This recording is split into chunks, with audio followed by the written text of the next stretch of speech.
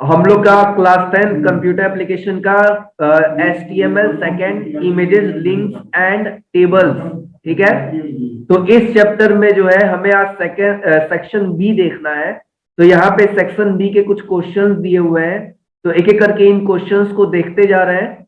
और इसमें जो इंपॉर्टेंट क्वेश्चन होंगे या उनसे रिलेटेड क्वेश्चंस एग्जाम के पॉइंट ऑफ व्यू से इंपॉर्टेंट होंगे तो मैं बताता जाऊंगा साथ साथ में। यहाँ पे पहला क्वेश्चन दिया है, the following code intends to centralise the image mypic.gif in browser window, ठीक है। img src mypic align equals to center. However, the desired result is not coming. Can you point out the reason for it and for a solution for it? यानी कि यहाँ पे ये कह रहा है कि कोई पर्सन है जो एक इमेज, मान लो इमेज का नाम है mypic.gif, उसको सेंटर में करना चाहता है। तो उसने img टैग के अलाइन अंदर अलाइन इक्वल्स टू सेंटर लिखा है, इसके बाद भी वो सेंटर पोजीशन पे नहीं हो रहा है, ठीक है ना। तो यहाँ पे ये कह रहा है कि इसको करने के लिए हमें क्या करना होगा और इसके लिए बेस्ट सोल्यूशन क्या है। पहले तो ये बताना है कि ये हो क्यों नहीं रहा है। सेकंड पॉइंट ये बताना है कि हम इसको किस तरह से सेंट्रलाइज कर सकते हैं। तो पहले मैं इसका रीजन बता दे रहा हूं। रीजन ये है, यहाँ पे देखो लिखा है, the image is getting loaded with the above given code but is not centralised because centre is not a valid alignment for images. क्या मतलब हुआ, हम लोग img टैग में पढ़े होंगे अलाइन नाम का कोई एट्रीब्यूट नहीं होता। मैंने जब क्लास किया था तो मैंने बताया था कि इमेजेस जो होती हैं वो बाय डिफॉल्ट, हमारी जो इमेजेस होती हैं वो वेब ब्राउजर में लेफ्ट साइड में अलाइंड होती हैं और उनकी पोजीशन चेंज करने का कोई इनबिल्ड ऐसा एट्रीब्यूट नहीं है। अगर मैं इसको सेंटर में करना चाहता हूं तो एक तरीका है सेंटर में करने का, मुझे सेंटर टैग यूज करना होगा। तो यहाँ पे तुम लोग देख पा रहे होगे, यहाँ पे लिखा गया है सेंटर टैग, फिर लिखा है img src और इमेज का नाम, और फिर सेंटर टैग को क्लोज कर दिया गया है। तो ये सेंटर टैग क्या करेगा, ये सेंटर टैग वेब ब्राउजर में उस इमेज की पोजीशन को सेंट्रलाइज कर देगा। अब हम लोग आते हैं सेकंड क्वेश्चन पे। Your best friend Ananya emails you and tells you that she is created a web page on an internet site having URL, ये उसके URL है उसके वेबसाइट के पेज का। Now you want to create a link to this web page from your web page. How will you do this? यानी कि ये उसके वेबसाइट का पेज का लिंक है। क्वेश्चन ये कह रहा है कि हमको अपने वेबसाइट के लिंक से उसके वेब पेज को किस तरह से कनेक्ट करें, कैसे लिंक करें। तो सीधी सी बात है, मैं अपनी वेबसाइट से किसी दूसरे के वेबसाइट की लिंक पे जाऊंगा तो जो लिंकिंग हम क्रिएट करेंगे वो क्या होगा, एक्सटर्नल लिंक। अब एक्सटर्नल लिंक के लिए मैंने क्या यूज किया, एंकर टैग। तो मैंने यहां लिखा AHREF और ये जो अनन्या का वेब लिंक है इस लिंक को मैंने यहाँ पे पेस्ट कर दिया। इसके बाद यहाँ पे एक एलाइज नेम या एक कैप्शन चाहिए कह लो, तो मैंने यहाँ पे एक नाम दे दिया माय फ्रेंड अनन्याज वेब पेज और एंकर टैग को क्लोज किया। तो जैसे ही मैं इस लिंक पे हैंड का साइन बन के आएगा और जैसे ही मैं इस लिंक पे क्लिक करूंगा तो ये जो उसकी वेबसाइट का वेब पेज है ये उसको क्या कर देगा, लिंक कर देगा। अब नेक्स्ट क्वेश्चन पे आते हैं। थर्ड क्वेश्चन दिया हुआ है, what will happen if the following code is submitted to a browser. यहाँ पे मैंने एक ब्राउजर पे एक कोड लिखा है और अगर ये कोड मैं रन करूंगा तो क्या होगा। यहाँ पे कोड लिखा है HTML body table tag border equal to 2 frame equal to any side. ये दोनों एट्रीब्यूट तुम लोग क्लास में पढ़े थे कि फ्रेम क्या करता है, बॉर्डर क्या करता है। इसके बाद TR मतलब फर्स्ट रो में हमने दो सेल लिए हैं, TD cell data TR close. फिर नेक्स्ट TR लिया है जिसमें दो TD लिए हैं, सेल डेटा TR क्लोज। फिर टेबल बॉडी और HTML। तो ये हमारा एक कोड है। अब ये क्या जनरेट करेगा, तो यहाँ पे आंसर क्या है, क्या करेगा, the above code will ignore frame attribute since it does not specify a valid value and display a table with complete border as shown in the adjacent figure। मतलब क्या है, यहाँ पे तुम लोग देख पा रहे होगे हम लोग ने क्या किया है, हम लोग ने फ्रेम एट्रीब्यूट को यूज किया हुआ है, लेकिन ये फ्रेम एट्रीब्यूट को इग्नोर कर देगा क्योंकि हमने यहाँ पे कोई वैलिड वैल्यू स्पेसिफाई नहीं की है। ठीक है, वैलिड वैल्यू स्पेसिफाई नहीं करने का मतलब क्या है कि फ्रेम में कुछ ऑप्शंस हैं, लास्ट क्लास में मैंने बताया था, तो उसमें ये एनी साइड ऑप्शन जो है वो नहीं होता है।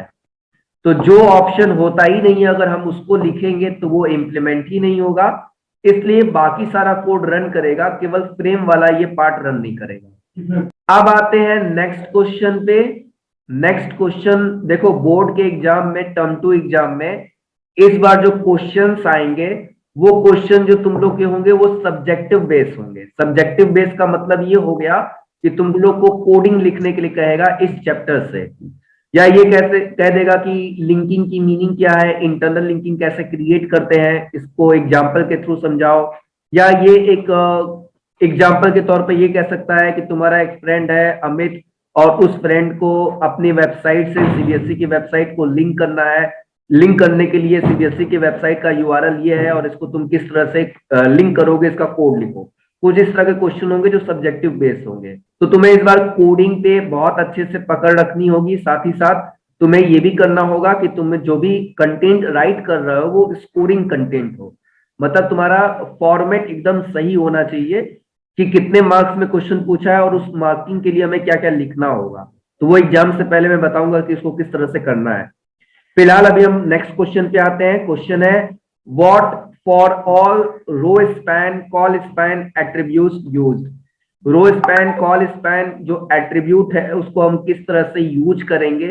तो यहाँ पे तरीका पूछा है, तो हमें कुछ नहीं करना, यहाँ पे हमें रो स्पैन और कॉल स्पैन को यूज करते हुए कोड लिख देना है। यहाँ पे लिखा भी है sometimes a table cell is bigger than other, it's span is spread to more rows or columns, such cell can be created with row span call span। मतलब क्या है, कई बार ऐसी सिचुएशन आती है कि जब हम अपने डेटा को ऑर्गेनाइज फॉर्म में, टेबुलर फॉर्म में शो कर रहे हैं, तो किसी रो को या किसी कॉलम को हमको उसके सेल की विड्थ को बढ़ाना पड़ता है या हाइट को बढ़ाना पड़ता है या सेल्स को मर्ज करना पड़ता है। तो इस सिचुएशन में हम किसका यूज करते हैं, रो स्पैन और कॉल स्पैन का।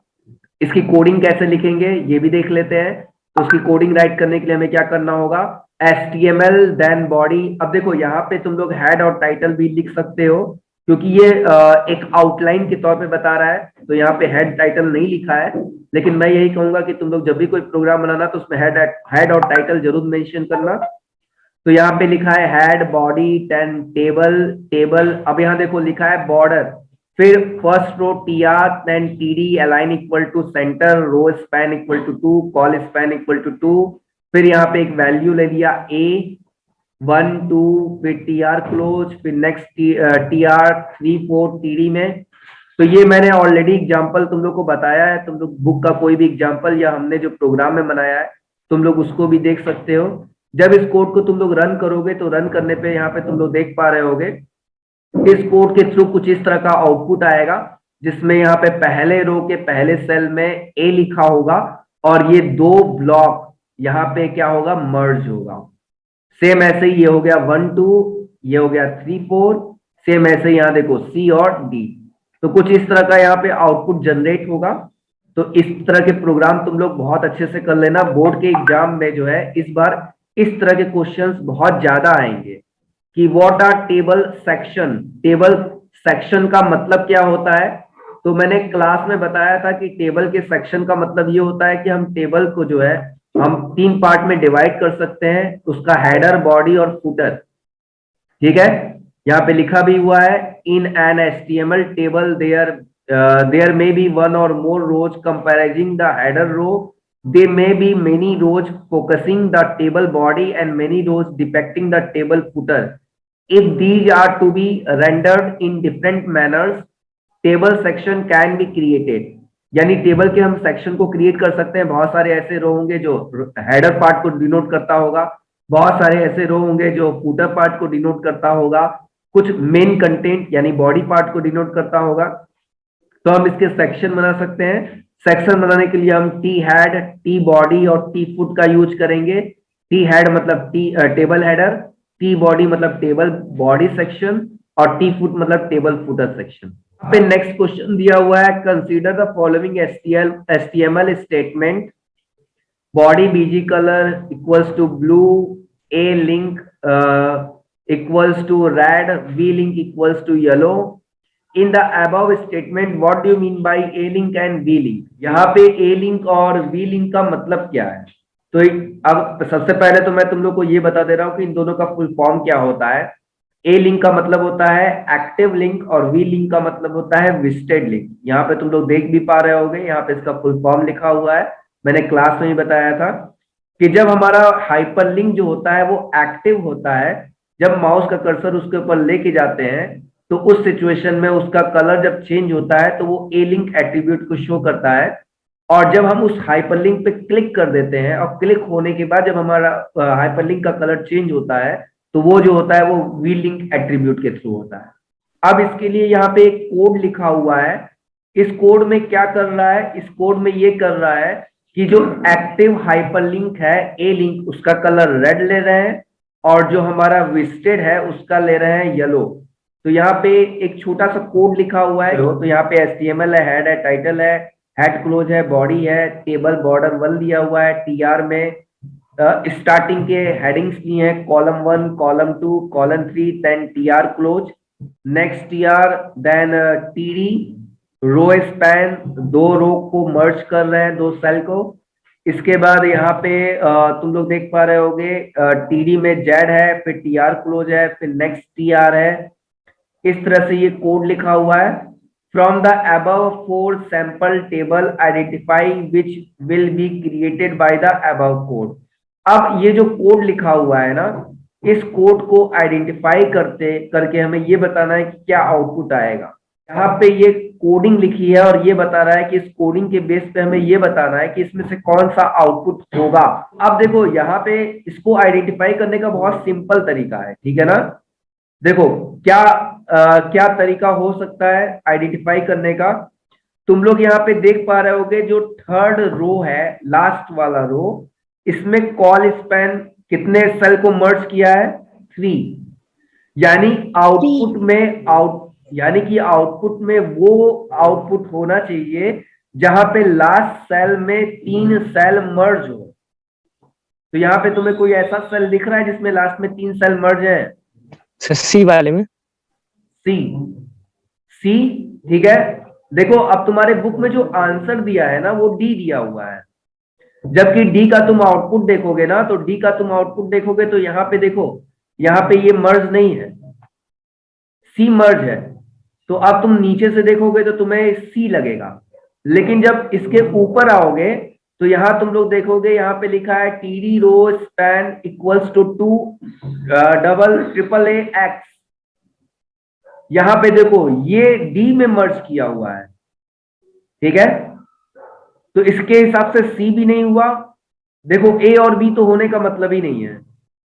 अब इसके हिसाब से यहां डी सही है, यानी कि ये बुक में ना यहां मिसप्रिंट हो गया है। बुक में ये वाला सेल जो है ना 1 होगा, तब ये आंसर डी होगा, ठीक है। और यहां देखो, यहां अगर हम सी कहते हैं तो सी अगर कह रहे हैं तो उस सिचुएशन में देखो यहाँ पे सी में ये वाला मर्ज नहीं है। तुम लोग यहाँ पे देख पा रहे होगे ये वाला मर्ज नहीं है, ये वाला। तो अगर हम बुक के चॉइसेस के बेस पे देखें तो यहाँ पे कोई भी आउटपुट सही नहीं है। ना तो यहाँ पे ए सही है, ना तो बी सही है, ना तो सी सही है, ना तो डी सही है, ठीक है। हाँ, लेकिन एक चीज हो सकती है कि अगर हम सी वाले में इस वाले ऑप्शन को मर्ज कर दें, इस वाले को, तो ये सही हो जाएगा। और अगर डी वाले में इन तीनों को मर्ज कर दें तो डी सही हो जाएगा। लेकिन अगर बुक के जो चॉइसेस हैं उसके हिसाब से देखें तो इसमें नन ऑफ द अबव होगा, कोई भी आंसर सही नहीं है। पेज नंबर 174 पे आते हैं। क्वेश्चन नंबर 7 दिया हुआ है। क्वेश्चन नंबर 7 कह रहा है कि यहाँ पे एक टेबल दिया हुआ है, इसके लिए तुम्हें कोड लिखना है। ये जो टेबल दिया हुआ है इसके लिए कोड लिखना है, ठीक है। तो अब ये कोड कैसे लिखेंगे? तो सिंपल है, तुम लोग अभी तक रो स्पैन, कॉल स्पैन, बहुत सारी चीजें पढ़े हो। अगर तुमने अच्छे से पढ़ा है तो उसका कोड बहुत आसानी से लिख सकते हो। First HTML tag, then head, then title, title name, जैसे मान लो मैंने यहाँ पे टाइटल का नाम ले लिया ए टेबल, ठीक है।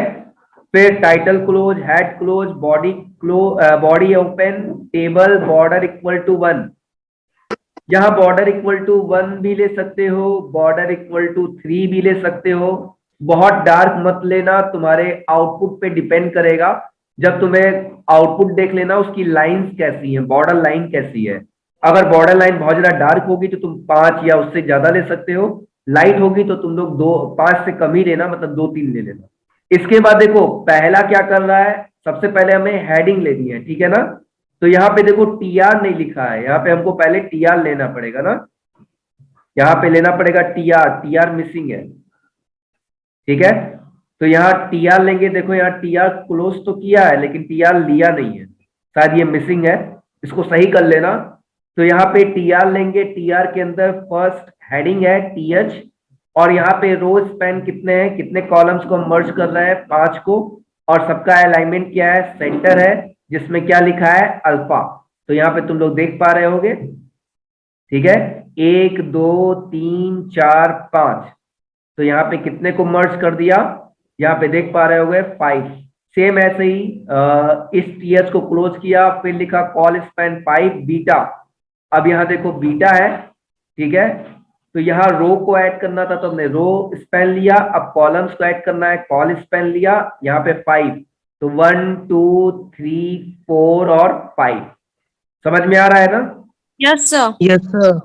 अब हम लोग नेक्स्ट TH लेते हैं, इसमें रो स्पैन 2 है, जहां लिखा है गामा, तो यहाँ पे देख पा रहे होगे रो स्पैन 2 है, 1 और 2, ठीक है। फिर यहाँ कॉल स्पैन 2 है, यहाँ देख पा रहे होगे टिल्ड। फिर ऐसे ही लैम्डा, यहाँ पे भी 2 है।